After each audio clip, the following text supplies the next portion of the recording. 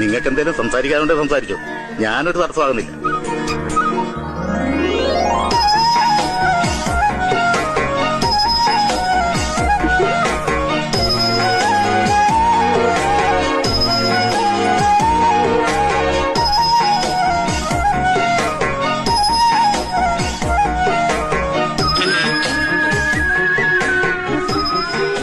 എവിടെ വീട്?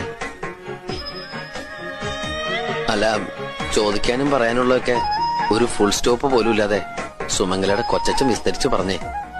ചോദിക്കാത്ത എന്തെങ്കിലും ചോദിക്കണമെന്ന് വിചാരിച്ച് ചോദിച്ചു പോയതാ. അതിങ്ങനെയായി പോയി.